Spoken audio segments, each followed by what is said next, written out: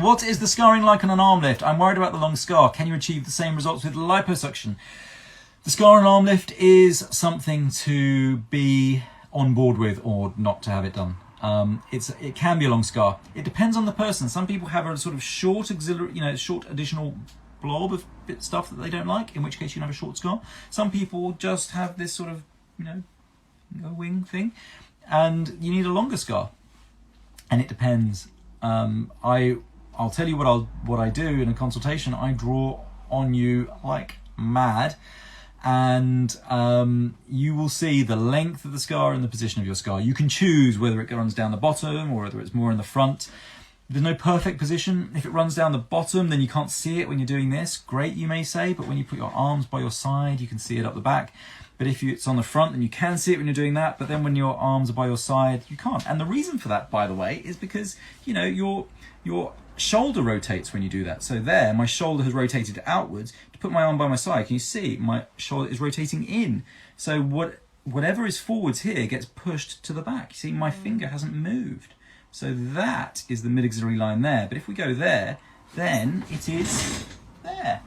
So there's the answer. I think cool sculpting for the arms is cool sculpting for the arms is so option. good. But there was another question which I might just skip straight to, which is that they're scared. Same question essentially, but they've had massive weight loss and will cool sculpting and I think it was actually liposuction. They said, would liposuction work? I mean, massive weight loss if you've really got loose hanging skin. If you've got loose hanging skin with the fat in there, then when we remove the fat, it's going to be looser, hangier. And some liposuction modalities tighten the skin a bit, somewhat, 10%, 20%. And the ones who really plug these skin tightening liposuctions, will claim tightening of 20%. Now, measure it. Measure your arm, whatever it may be, your circumference, 25 centimeters, whatever it is. And then subtract 20% from that. And then think, okay, if I lost that amount of skin, would I be happy with that? And I don't know, maybe you would. It depends on the person, but not everyone would. You won't get the tight look, but I tell you what these less invasive modalities really do. They open up this as a treatment option to the rest of the world, because really the scarring from arm lifts means it's something that people kind of only really contemplate in extremis a bit. You sort of think, well, it's going to be better than what I've got.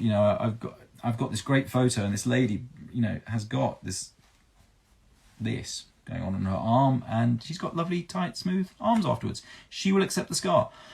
But actually, if you start to talk to women, particularly with what I would consider to be normal arms, a lot of women can't stand their arms. Most women, normal women with normal arms, just think, well, I just don't like that. I mean, and then you'll look at them as if to say, well, I can't see what you're talking about. And I'll just go, but look at that.